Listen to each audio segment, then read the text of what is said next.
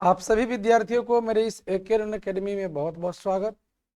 जैसा कि आप इससे पहले वाले वीडियो में देख चुके हैं, मैंने आपके लिए मैट्रिकुलेशन का मैथ का जो मॉडल पेपर लेकर के आए थे। आज आप लोग के बीच हम साइंस में बायोलॉजी का MCQ क्वेश्चन लेकर के आए हैं, जिसे देख कर के आप बहुत ज़्यादा लाभ उठा सकते हैं। आप मैट्रिक के साथ साथ और कंपटीशन में भी इसका लाभ उठा सकते हैं, और इसे देखना ना भूलें। और देखते ही आप लोग अपने मित्रों सहपाठियों के बीच इसको शेयर अवश्य करेंगे। आप अगर किसी पेरेंट्स देख रहे हैं इस वीडियो को, तो मैं आपको बता दूं कि आप अपने बच्चे को यह वीडियो अवश्य बताएं, क्योंकि मेरी जो बात होगी आप लोग के बीच या पढ़ाई जो होगी बिल्कुल पॉइंट टू पॉइंट होगी। बिल्कुल पॉइंट टू पॉइंट मैं बात करूंगा आपके बीच। तो विशेष में बात ना करते हुए चलिए हम इस वीडियो को शुरू करते हैं। तो देखते हैं हम लोग, जैसा कि देख रहे हैं हम लोग यहाँ पर कि कवक में पोषण की कौन सी विधि होती है। जो कवक है उसमें जो पोषण की विधि होती है कौन सी होती है। तो जो कवक होती है उसमें मृतजीवी पोषण होता है। कैसा होता है जी? मृतजीवी पोषण। कैसा होता है जी? तो सर मृतजीवी पोषण होता है। अगला क्वेश्चन है कि एक वयस्क मनुष्य में के कितने दांत होते हैं। तो जब कोई व्यक्ति वयस्क हो जाता है तो उसके मुख में जो दांत होते हैं वो लास्ट में वो 32 होते हैं। कितने होते हैं जी? 32 होते हैं। जब कोई व्यक्ति वयस्क हो जाता है तो उसमें कितने दांत होते हैं जी? तो 32। आगे देखेंगे कि वायुमंडल में ऑक्सीजन की मात्रा कितनी है। तो वायुमंडल में ऑक्सीजन की जो मात्रा है वह 21% है। क्या जी? 21%। जबकि CO2 की जो मात्रा है वह 0 पॉइंट क्या है? 03%। और जो नाइट्रोजन है उसकी मात्रा क्या है जी? तो 78%। कितनी है जी? 78%। आगे हम लोग देखेंगे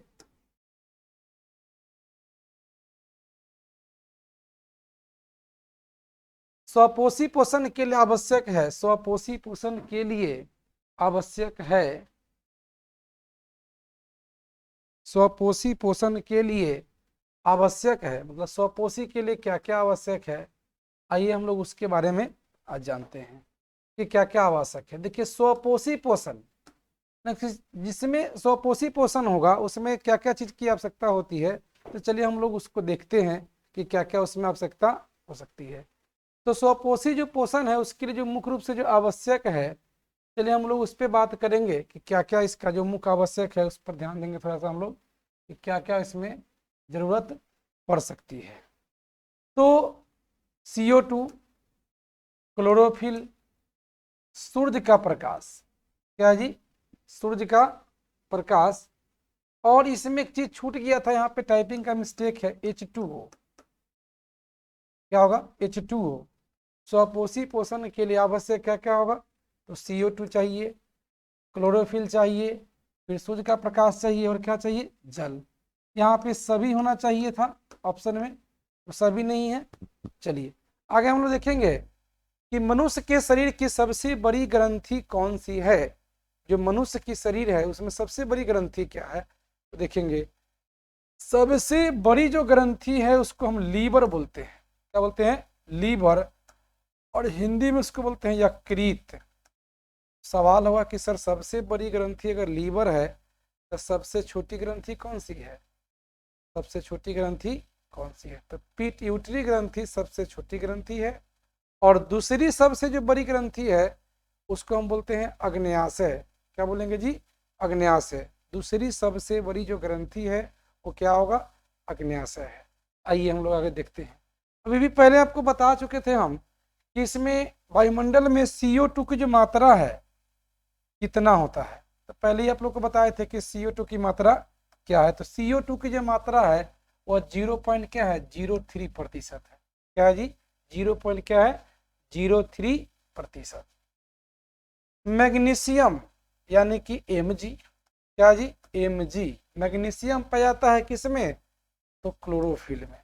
जितने भी पौधे हरे होते हैं उन सारे हरे पौधे में जो पौधे की जो पत्तियां हरी होती है उस हरी पत्तियों में क्लोरोफिल की उपस्थिति के कारण वो हरे होते हैं, और उसमें जो धातु पाया जाता है वह मैग्नीशियम धातु पाई जाती है। क्या पाई जाती है? मैग्नीशियम धातु पाई जाती है। आगे देखेंगे हम लोग कि प्रकाश संश्लेषण क्रिया में ऑक्सीजन बाहर निकलता है।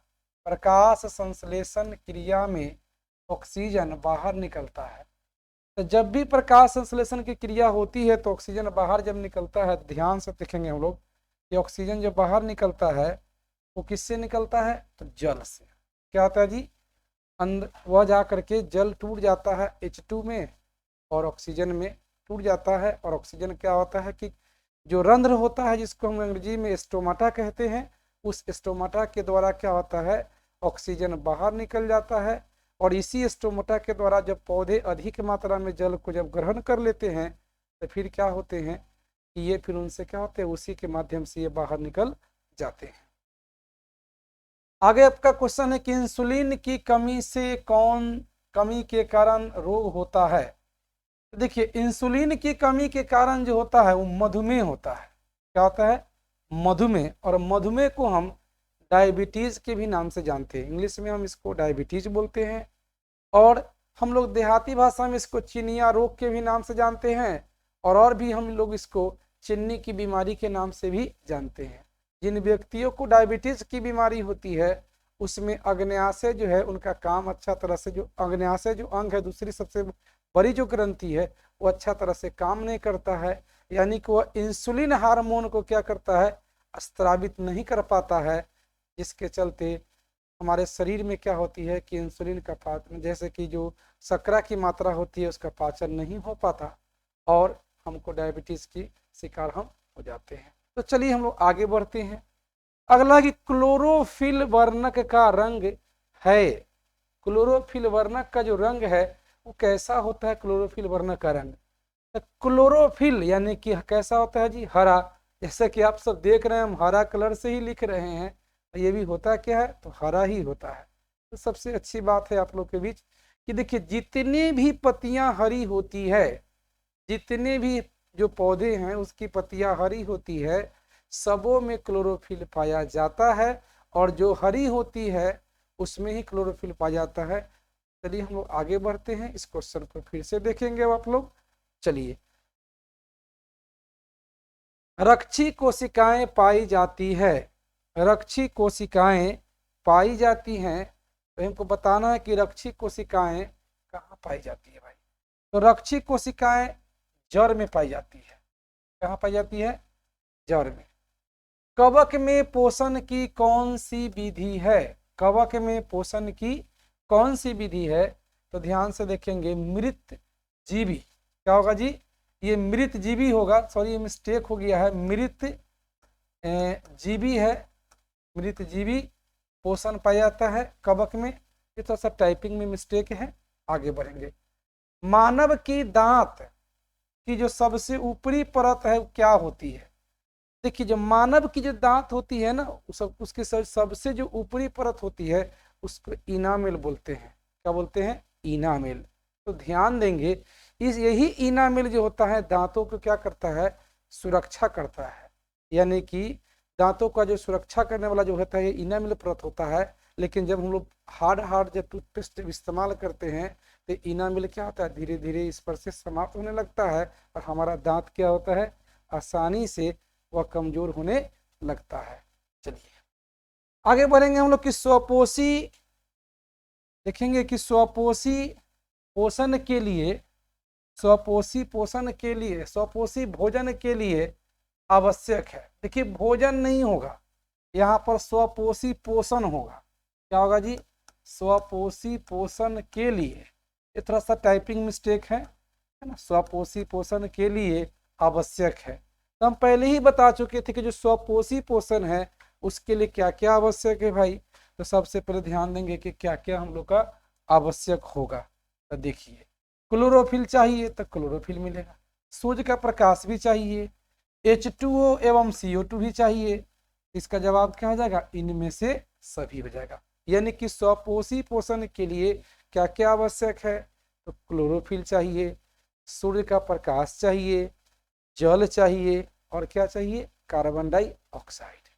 कि अगर ये सारा चीज उसमें मौजूद है, जो स्वपोषण की जो क्रिया होती है उसमें ये सारा चीज क्या होता है, मौजूद होता है। तो चलिए हम लोग क्वेश्चन आगे बढ़ते हैं, चलिए देखते हैं हम लोग क्वेश्चन पे। अगला जो हमारा क्वेश्चन है देखिए कि लार इनमें से किस ग्रंथि का स्त्राव है। तो देखिए ध्यान से देखेंगे कि यकृत तो नहीं होगा, जठर ग्रंथि भी नहीं होगा और आंत ग्रंथि भी नहीं होगा, यानी कि पैरोटिड ग्रंथि होगा।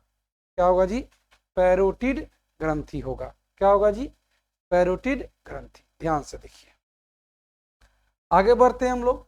पौधों में गैसों के आदान प्रदान के लिए क्या रहते हैं। तो पौधों में जो गैसों का जो आदान प्रदान होता है ना, उसमें रंध्र होता है। क्या होता है जी, रंध्र। और रंध्र को हम क्या कहते हैं, स्टोमाटा। क्या बोलते हैं इसको, स्टोमाटा। आगे बढ़ते हैं। मनुष्य में मुख्यतः वाष्पोत्सर्जन की जो क्रिया है, प्रक्रिया किस भाग में होती है। तो देखिए होता क्या है कि पौधे जब जाइलम उत्तक के द्वारा जब पौधे अधिक ले लेते हैं, तो जाइलम उत्तक के द्वारा पौधे जब जल अधिक ले लेते हैं, तो इस जल की अधिकता को वो क्या करते हैं ना कि स्टोमाटा के द्वारा ये वायुमंडल में पुनः क्या करते हैं, छोड़ देते हैं। क्या करते हैं, छोड़ देते हैं। और याद रखेंगे कि कोई भी पौधा अपने जितना उसका पत्ती का वजन होता है, वह प्रत्येक पत्ती अपने वजन के बराबर क्या करता है कि प्रतिदिन 24 घंटे में वह जल को क्या करता है, तो वायुमंडल में क्या करता है, वो छोड़ देता है। क्या करता है जी, छोड़ देता है। तो इसलिए वाष्पोत्सर्जन की क्रिया किससे होती है, तो पत्ती से होती है।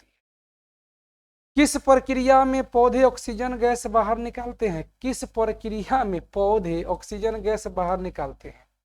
तो भाई पोषण होगा तो नहीं, श्वसन होगा तो नहीं, उत्सर्जन होगा तो नहीं, कौन सा होगा, तो प्रकाश संश्लेषण होगा। यानी कि प्रकाश संश्लेषण प्रक्रिया में पौधे क्या करते हैं, ऑक्सीजन को बाहर निकाल देते हैं। अब ध्यान से देखेंगे अगला क्वेश्चन हमारा कि प्रकाश संश्लेषण में O2 की उत्पत्ति किससे होती है। तभी तो बताए थे कि O2 की उत्पत्ति किससे होती है, तो जल से होती है। अब देखिए अगला क्वेश्चन है हमारा कि जो मनुष्य में कितने प्रकार का दांत पाया जाता है। मनुष्य में ध्यान से देखेंगे कि कितने प्रकार का ये दांत पाए जाते हैं। तो मनुष्य में कितने प्रकार के, 4 प्रकार के दांत पाए जाते हैं। चलिए आगे हम लोग क्वेश्चन देखेंगे कि प्रकाश संश्लेषी अंगक निम्न में कौन है। ध्यान से सुनिएगा क्या कहता है कि प्रकाश संश्लेषी जो अंगक है, ऐसा ध्यान से देखेंगे कि जो प्रकाश संश्लेषी जो अंगक है, अगर चर्चा अंगक के होगा तो जवाब हरित लवक होगा। क्या होगा जी, हरित लवक। अगर चर्चा अंग का होगा तो उत्तर क्या होगा हमारा, पत्ती होगा। ध्यान से समझना, प्रकाश संश्लेषी जो अगर अंगक की बात करेगा तो हम क्या बोलेंगे जवाब में, हरित लवक। क्या बोलेंगे जी, हरित लवक। अगर हमसे पूछेगा कि प्रकाश संश्लेषी अंग कौन है तो क्या जवाब देंगे, पत्ती। क्या होगा जी, पत्ती होगा। चलिए हम लोग आगे बढ़ते हैं। अमीबा में भोजन के अंतर्ग्रहण, ये अमीबा है, अमीबा में भोजन के अंतर्ग्रहण का मुख्य माध्यम क्या है। देखिए कूटपाद द्वारा जैसे कि अमीबा क्या करता है, भोजन का अंतर्ग्रहण करता है। इसके द्वारा जी, भोजन रसधानी है ना, भोजन रसधानी। चलिए हम लोग ये क्या होगा, कूटपाद के द्वारा क्या करता है, अमीबा भोजन को ग्रहण करता है। आगे बढ़ेंगे हम लोग। हरे पौधे में पोषण की विधि होती है। हरे पौधे में पोषण की विधि है। तो हरे जितने भी पौधे होते हैं उसमें पोषण की कौन सी विधि पाई जाती है, तो स्वपोषी। क्या होता है जी, हरे पौधे में पोषण की कौन सी विधि पाई जाती है, तो स्वपोषी। क्या होगा जी, हरे पौधे में पोषण की कौन सी विधि पाई जाती है, क्या जवाब देंगे हम, स्वपोषी देंगे। चलिए आगे हम लोग बढ़ते हैं। देखिए अगला क्वेश्चन हमारा है कि पौधे में क्या है जी, पौधे में वाष्पोत्सर्जन किस भाग में होता है। पौधों में जो वाष्पोत्सर्जन होता है वो किस भाग में होता है, तो पहले ही आपको बताए थे ये पत्ती में होता है। किसमें होता है जी? पत्ती में। मृत शरीर को पचाने वाले जीव को क्या कहते हैं? तो जो मृत शरीर होते हैं उसको पचाने वाले जीव को अपघटक कहते हैं। क्या होगा जवाब जी? अपघटक। इसमें कौन कौन होगा? तो हम बोल सकते हैं प्रोटोजोआ, क्या बोलेंगे? प्रोटोजोआ, कवक होगा और बैक्टीरिया होगा, इसको हम जीवाणु भी बोलते हैं। चलिए, कहता कि हाइड्रिला पौधों में रंध्र कहाँ पर पाए जाते हैं? हम हाइड्रिला पौधों में जो देखिए थोड़ा सा हम यहाँ पे टाइपिंग मिस्टेक है यहाँ पर कि हाइड्रिला होना चाहिए। हाइड्रिला पौधों में रंध्र कहाँ पाए जाते हैं? तो कहाँ पाए जाते हैं भाई? तो तना पर।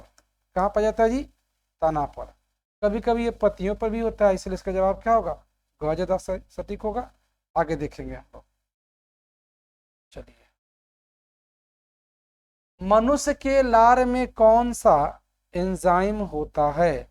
मनुष्य के लार में यानी कि कौन सा एंजाइम होता है? तो क्या जवाब होगा जी? टाइलिन। क्या होगा? मनुष्य के लार में कौन सा एंजाइम होता है? तो टाइलिन। इनमें किसके द्वारा अमीबा में भोजन का अंतःग्रहण होता है? अंतःग्रहण होता है अमीबा में, जो भोजन का जो अंतःग्रहण होता है किसके द्वारा? तो कूटपाद द्वारा। किसके द्वारा? कूटपाद। अगला है कि मत्स्य का मुख्य श्वसन अंग क्या है? मत्स्य का मुख्य श्वसन अंग क्या है?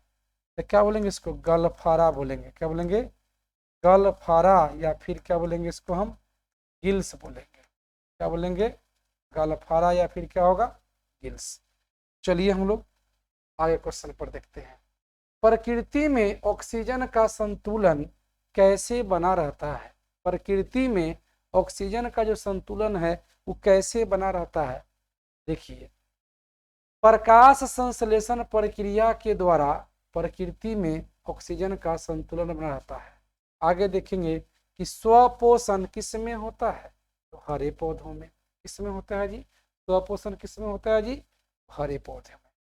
स्टोमाटा पौधों के किस अंग में पाया जाता है? पत्तियों में, है ना। स्टोमाटा पौधे के किस अंग में पाया जाता है? तो पत्तियों में। चलिए, कूटपाद किस में पाया जाता है? तो कूटपाद किस में पाया जाता है? तो जवाब क्या होगा? अमीबा में। जठर ग्रंथियां कहाँ पाई जाती है? तो अमाशय में। क्या होगा जवाब जी? जठर ग्रंथि कहाँ पाई जाती है? अमाशय में। चलिए, कहाँ पाई जाती है जठर ग्रंथियां? ध्यान से देखेंगे कि जठर ग्रंथि कहाँ पाई जाती है। क्या होगा जवाब जी? अमाशय में। आगे देखिए, आगे देखेंगे कि रंध्र का मुख्य कार्य क्या है? रंध्र का जो है मुख्य कार्य क्या है?